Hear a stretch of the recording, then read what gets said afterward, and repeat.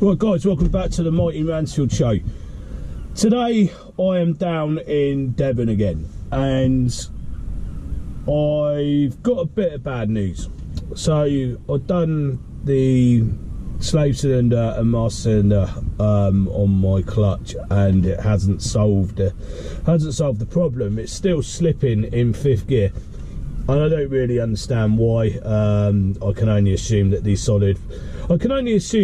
a lesson to be learned is don't bother putting a solid plate conversion on it because they're no good. They don't last very long. Just swallow the price of the dual mass flywheel, because now I'm left with no option other than to put a dual mass flywheel back on there, and it's going to cost me about 1,400 quid. So you know, you live and learn, don't you? So what I've done is I haven't made it to Salcombe. It's just gone 6 o'clock and the sun's setting, and I've decided to stay in Exeter services tonight. I'll go and pay me 15 quid, nice and safe in there, you know, and we'll get up early and I'll go down to Salcombe tomorrow and watch the sun rise above Salcombe itself. Well, that'd be nice anyway. So to cheer myself up, I've detoured, and I said in one of my last videos that I will be going dangerously close to Brixham. Well, as you can see, I am in fact in Brixham again. Now, one of the main reasons I'll come down here in the evening is to get fish and chips from Rockfish. You know, I've got my fish and chips now. I'm not going to review them because, like I said before, I'm a bit out of breath, just run up the hill. I've done a Rockfish review actually on my videos, so but yeah, I'm going to sit here and enjoy these now. Guys, we have arrived. So we are at our first, well, I'll just show you. So there's your services over there. Some nice Tesla charging points. So there we have it. We are at our first luxury destination of the trip. Now, I'm not being funny, but this could be tropical. I'm not going to turn the lights on because I don't want to draw attention to myself, you know, and make it obvious I'm staying here. But you're totally allowed to do it, so it's not a problem. And when I say luxury, I mean almost tropical. I mean, who needs the Caribbean or the Maldives when you can stay somewhere like this? Because I'm pretty tired now. It's about 8:30. I know it's not late, but yeah, I've been on the go all day, and I'm just going to get in the back, watch a film or something like that. My alarm went off. I put the camera on for 5 minutes, and then to be quite honest, I went back to sleep again. Cut a long story short, I missed the sunset. I missed the sunrise at Salcombe, and I'm still in the services now, but I'm going to go there now.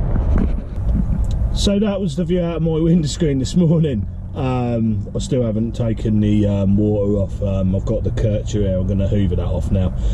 Well, so like I said, I stayed in the services last night, and I love staying in the services, and the reason being is that you've got everything here. You know, it's a safe place to stay. You're allowed to stay here. I paid £15.30 here last night, and I love going in there in the morning. I love the fact that you're just watching, you know, I'm not one for mixing with a lot of people, but I like to be around things. And what I like about it is you walk around there and there's every walk of life in there. There's people who are working on the road, they're sat in there having a coffee working on their computers, there's people out on day trips, you know, there's just a massive elective array of people. There's people eating double whoppers with cheese for breakfast, and there's other people, there's a shipping container over there selling well overpriced Cornish pasties. You know, it's marketed very well, it looks very appealing, and it smells really good, but you know, I think they're a bit overpriced. So what we're going to do, we're going to hoover this windscreen off properly now, and then I'm going to go down to Salcombe and we'll see what we think. We'll see if it's as busy as it is in the summer, because I don't go to Salcombe in the summer. It's just absolutely pointless. It's like walking around in a theme park. You literally have to queue to go in a shop to buy, you know, a chocolate bar, or like if you wanted something like a crab sandwich or something like that, you pay about 20 quid for it, and you have to queue about an hour and a half for it, and it's usually not that great. So, you know, I'm a big fan of planning and doing your own thing, really. But anyway, let's get going. Now, these are a must. Well, I would say this is an essential bit of kit for anybody who lives in a van full time, or anybody who does what I do. I spend most of my time in the van. You know, I don't do it full time, but I do it most of the time. So I suggest getting one of these. You don't have to get a Kircher one. I got this on a deal that Amazon were doing just after Christmas, and you know, I got it half price basically, so that's why I bought it. But I think Titan do one which is Screwfix's make, and it's just as good. They do the same job, but definitely an essential for me anyway. Now I'm going to do something now that is very rare to see me do. I very rarely drink coffee, and I very rarely pay for overpriced coffee. And because I got up a bit late today, as you already know, I had this thermos flask, and I had tea in it, and it's only the little thermos flask. I'm not sponsored by Thermos, by the way, so I can say what I want. Now, their big thermos flask will stay hot, and it will stay hot pretty much for 24 hours nearly. The little one, however, doesn't, and it's now, I want a bit of caffeine, and I don't really like coffee, but I'm going to go into a Costa. Again, I'm not sponsored by them either, and I'm going to get coffee just for the journey, because I feel like I need something to pick me up. But I just want to say, I don't usually pay for overpriced coffee. I usually get up enough time to make my own, but I fancied a little bit of a lie-in today, so there we go. That's basically what I'm saying. Hi, can I just get a regular latte, please? Yeah, anything else? That's it, thank you. Hiya. Hiya. Do you have a Costa card? I haven't, no. 450, please. Lovely. Card, please. So, lovely. Thank you very much. Have you got any sugar? White, please. So just one? A tea, please, thank you. Okay. I'm going to level with you, and I'm going to be honest, and I'm going to tell you that that was my first time ever going through a Costa drive-through, and the girls serving were very nice, you know, like really polite and nice people. But I just paid £4.50 for a coffee. £4.50. Now, I know I'm privileged enough to be able to drive around and do all these sort of things, but it doesn't say I don't be careful with what I'm spending, and I've got to be honest. I wouldn't go back. You know, £4.50 for a cup of coffee. Do you know what I mean? Like, and then like if you go in the supermarkets, you can see, like, you'll probably find that Costa are in the supermarkets, but you know, you can buy these for like half the price. I don't know what's happened with this this country. We've become obsessed with coffee. Now, I was brought up with the saying, this country was built on cups of tea, and it's I think it's something to do with, like, you know, the Great British Empire when they had the Indian tea trade and that. But you know, I certainly don't pay £4.50 for a cup of tea, and I don't expect to pay for coffee either. I mean, it's alright. It's alright. I don't understand, and it's hot. You know, they've done a good job, but I don't understand that pricing. Wow, you know. But fair play to them. So I've got a mate, and he's half. Well, I think his dad's Swedish and his mum's Norwegian, and his cousin has the equivalent to Costa over in Sweden and Norway, and you know, fair play to him. He's made millions out of it, but you're gonna make millions if you're selling millions of these at that price, aren't you? It's not, for me, it ain't worth it. You know, next time I'll bring the big thermos flask. Right, I've just pulled into the supermarket. I'm going to run in there and I'm going to get some stuff to make a sandwich with. I've still got some of that bread from that artisan bakery I went to in Stoke Road the other day, so I'm just going to get, I'm hoping to find some crab or something like that, and I'm going to make up a crab sandwich, because like I say, if you buy it in Salcombe it's about 20 quid. Right, so I'm actually in Salcombe now. I wanted to park up where the lifeboat station is. So yeah, it's not that busy today, and this is how I like to see these places, when they're not absolutely ram-packed full of people. I like to walk around and have a look, and it's such a beautiful place. And I know there's been there's certainly been a few rattled people who live here because of how busy it gets in summer, and it's just horrendous. I came down last summer, didn't even bother getting out of the car, so I did say I'd come back in the winter, and that's exactly what I've done. I went into Morrison's actually, and I bought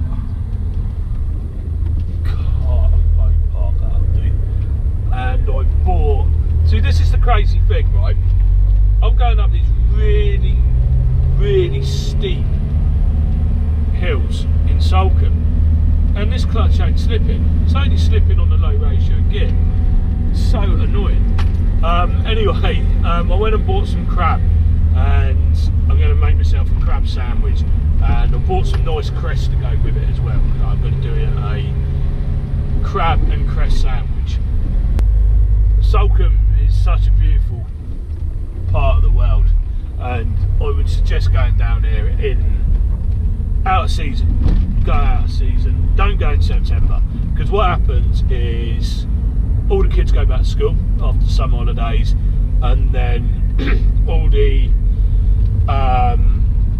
retired people go on holiday, and because they don't want to be surrounded by kids, and I get that.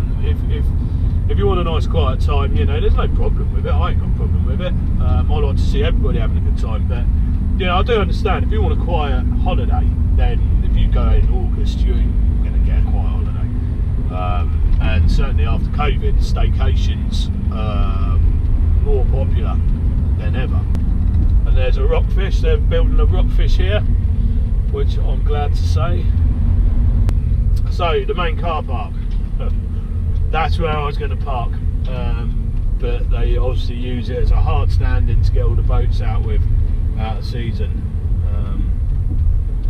That is a shame. That is a shame, because I don't think there's anywhere else to park down there. And the only other car park is sort of halfway up the hill, and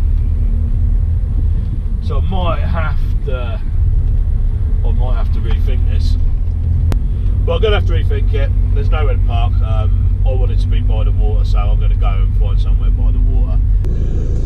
So, like I say, come and Salcombe out season. Don't bother coming in season unless you want it to feel like, I don't know, like a Harry Potter theme park, because that's how busy it gets. If you wanted to treat yourself, is book somewhere. They've got these little cottages on the front, and look out to sea. They're little fishing cottages, and you can rent them out. They're holiday lets. Come in December, sit there, light your log burner, and just look at the sea. It's beautiful. I still go camping in this in the winter. Don't worry me. I do have electric hookup. I do have a radiator, an oil-filled radiator, but I don't really use it that much. If it was snowing, I'd use it. It don't take much to warm up. Get in bed with a pair of tracksuit bottoms in the back of this van, and you warm up pretty quickly anyway. So I'm going to head off to probably Torcross now, B Sands area, because I know I can park up there, and I know I can make myself something to eat, and the time's getting on now. So yeah, that's a shame, but there we go. Right, so we're not having a lot of luck here. I came down to Start Bay. I thought I'll sit. There's some picnic tables here, and I thought I'll sit here and I'll make my crab sandwich. And I'll show you why I'm not doing it now. But I just want to show you this place quickly. Now this is a place called the Cricket Inn. I'm not going to go inside because I'm driving, and if I go inside I want to have a beer. And as most people who watch my videos know, I come here all the time. So I'll come back down there and I'll go in and I'll make sure I'm camping nearby, and means I don't have to drive, and then I can have a pint, innit? So I'm just going to show you it because it does have quite significant reference to it, and this is a place called the Cricket Inn. Now it is widely believed that this was the pub where the Rolling Stones first played their first ever gig. It was down here in this pub here. So, and it is quite a cool little pub inside actually. You know, it's very much a locals pub, but once they get to know you and that, they're very friendly, and you know, they welcome the trade here. And yeah, so it's been here since 1867, and it was the pub where there's photos of the Rolling Stones when they were kids, or when they started out, obviously, up on the walls in there and that. But yeah, well worth a visit. I'm going to take you and show you why I'm not going to make my crab sandwiches on these benches. Now this is why I'm not sitting here eating my sandwich. And that is why I'm not. Look, they're even filming it as well, so that's why I'm not going to be eating here today.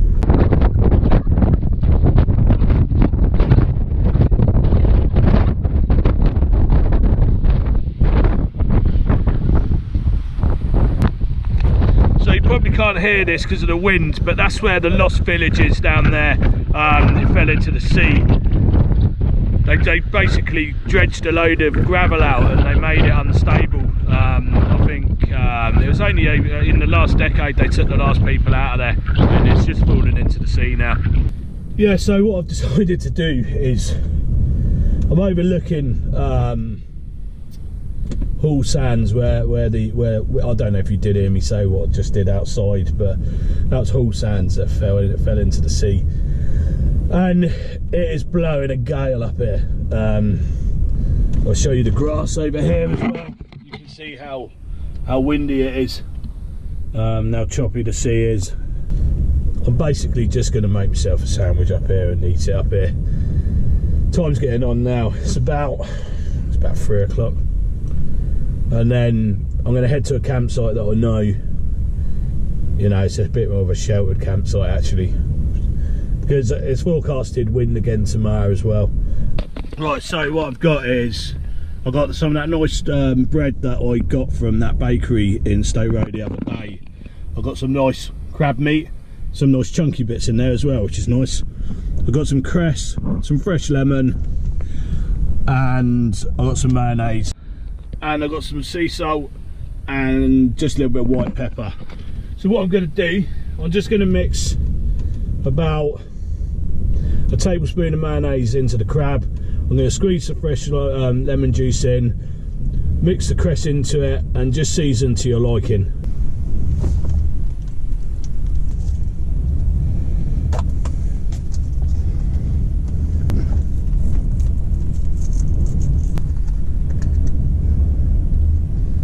And then just a little sprinkle of white pepper.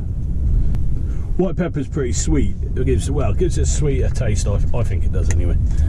Black pepper can be a bit aggressive sometimes. And then attempt to mix it around.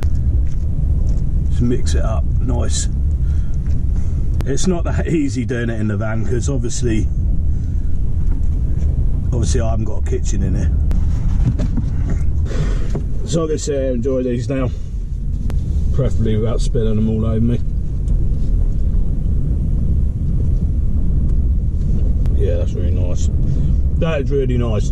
Now, if I bought that in Salcombe, I'd have paid 20 quid for that. Well, probably more because it's better bread. But, you know, you can't beat this. I know it's blowing a gale, and it really is. The van is rolling around, but like, you know, I'm sat overlooking Start Bay, eating lovely crab on really nice bread. That's amazing. There's these little things in life that you can do that don't cost a fortune. You know, you don't have to go to a swanky restaurant. Come and park up here, overlook the sea, and watching it crashing into the coastline, enjoying this. You know, this is the sort of thing I look for in life. Right, so I've just pulled into a place. I'm on my way back to a campsite that I know that's in Kingsbridge, and I've just noticed a sign, and it's for Coleridge Dairy, and this is a dairy farm, and they produce they've got their own well, I'll show you in a minute. They do their own milkshakes and stuff, but they're also, I've just met a local retired restaurateur as well at this place, and he was telling me they keep their own cattle here as well, and lamb, so they're just setting up another vending machine for their meat products as well. So that's going to be there in about a month's time, so I will head down to that, and we'll check that out as well. But I'll just show you what we got in here. So this is basically what it is. You come down here and sit down. That's where the meat place is going to be, where the vending machine is going to be. We've got some little tables out here as well. And in here it just tells you a little bit about, they got some little bit of local produce, tells you a bit about how the calves are reared, and how they're looked after. Basically, I'll get a shot on that. You can read that for yourself. And then they got milkshakes, so you can audio get your own milkshake out of there, or milk. And here's some of their stuff here. Look, they do their burgers and things like that, which I'm guessing, no, it's not in there. So yeah, quite a nice little place really. It's won a few awards. And they do some eggs there, and that's always nice, isn't it? To where they do eggs where you don't have stuff written on them. I can't stand eggs. What is it with eggs from the they look lovely, don't they? No writing on them whatsoever. Why do they write on eggs? I don't get it. So we'll have half a dozen of them, which is a couple of quid.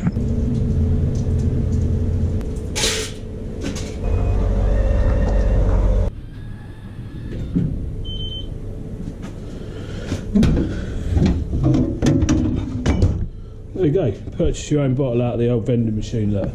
Now I'm just going to go for milk, because I just like milk, to be fair. Place bottle into the machine.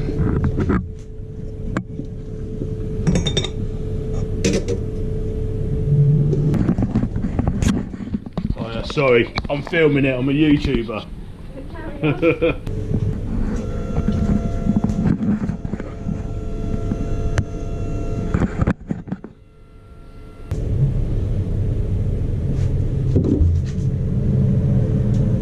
Right, so that's a really nice little find actually. It's all great local produce, you know. I met a few of the locals. There's a girl in there who keeps her horse local here. There's a restaurateur that I spoke to. I'm not sure if that was on camera or not. I don't think it was, because I was changing the battery, but he lives down the road. He's been here 40 years. So it's a real locally used place, and I mean, look at them. I mean, they're like little bantam eggs, aren't they? But you know, there's no writing on them, like I say. I mean, what do I want to... It don't come out of a chicken with writing on it, does it? I mean, what's wrong with this world? So anyway, got some of them, might have them for breakfast, I don't know yet. And then the other thing I bought, so you went into the vending machine and you buy your bottle. And, I mean, that was an event in itself. I mean, I love this sort of thing. So it goes out, gets your bottle out. These are nice glass bottles, by the way. Their own bottles as well. 1 litre bottles of fresh whole milk. And then you go to their machine, which I filmed, and they do milkshakes as well. But I've just opted for the milk. See what the milk's like, eh? So it smells fresh. It smells really fresh. So this is unpasteurised, by the way.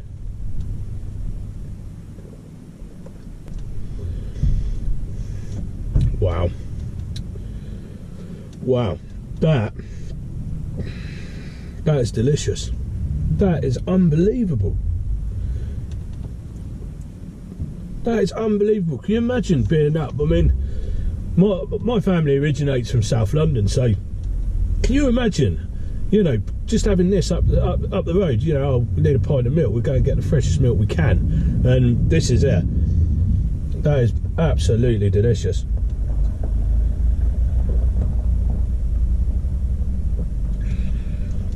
Now, I can see why everybody around here are so friendly.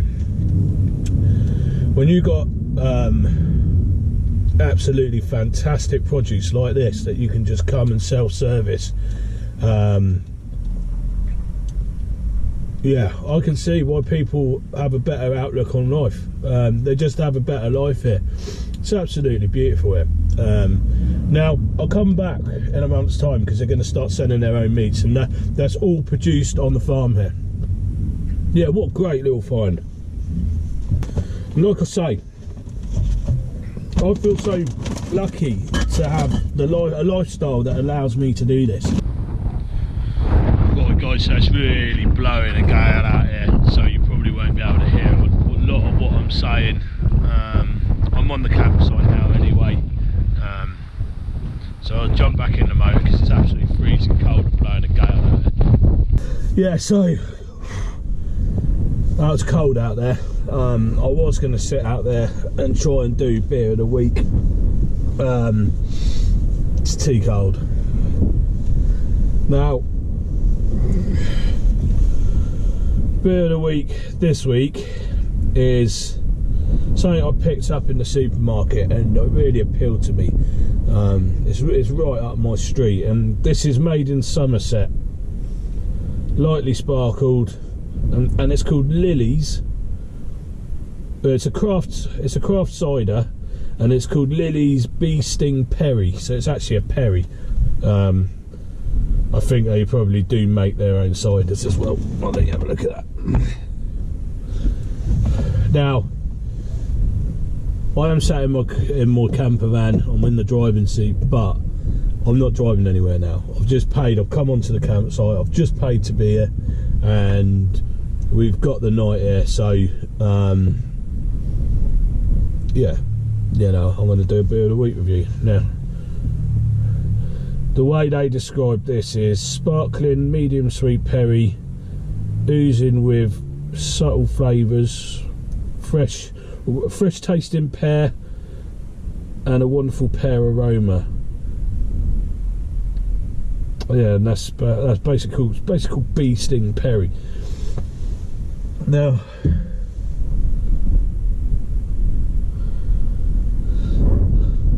as we know, the worst case scenario for my clutch is now upon me. I've got to put a dual mass flywheel back on it, which it's not good news. Not the end of the world, but it's not good news because it's now going to cost me about 1,400 quid. So I've been driving around. I had to drive down there. I can't drive in 5th gear anymore. It just won't stay in there. It just keeps slipping. And then the problem with that is if I keep trying, I'm gonna damage the gearbox. So I'm not prepared to do that. So I might have to make a decision tomorrow morning with regards to do I carry on with this particular trip, because if I get the van back, I can get going on it, and I won't be damaging it. I mean, as soon as it's done, I'll go away again anyway. So I didn't want to, you know, the reason I came down here in 4th gear was because I thought, you know, if it stays, it's beginning to stop, not slipping, but it feels like it's going to in 4th gear now. So, you know, so it's on its way out now. I've got two choices. I either carry on, potentially wrecking the gearbox, and getting a recovery home, which again, that's not a problem, but the gearbox is a problem for me, or I limp home tomorrow and do a review on some place on the way. You know, we do go past a lot of places on the way back, so, you know, I might have to call it a day on this trip, unfortunately. But let's have a go on this old Bee Sting Perry anyway, and see if we can cheer ourselves, see if I can cheer myself up a little bit.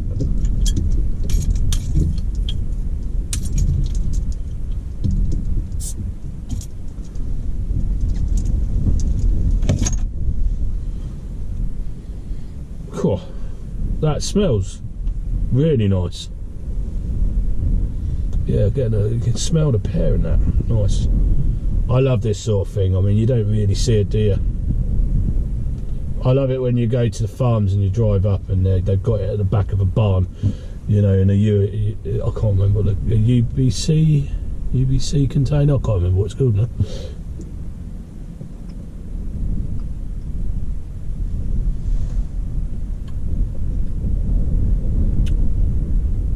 Whoa. Yeah. Initially I was like, whoa, sweet. But then it dies down really quickly and you get a really subtle pear flavour. Yeah, I like that. Again, on a really hot day, straight out of the fridge, that would be lovely. Now, this is quite strong, by the way. It's 6.8%. So Lily's Bee Sting Perry, a definite go. Rating it out of 10. Bit on the sweet side. If it wasn't so sweet, I would give it a 9 out of 10. So I'm going to give it an 8.5 out of 10. So yeah, that is that's a nice drop, that is. And it, like I say, it is strong. It's 6.8%. So I'm going to wrap this video up now because this is quite a long one because it's spanned over 2 days, really, hasn't it? And I'm going to drink this. Going to have something to eat. I haven't got much today. Got these crisp spreads with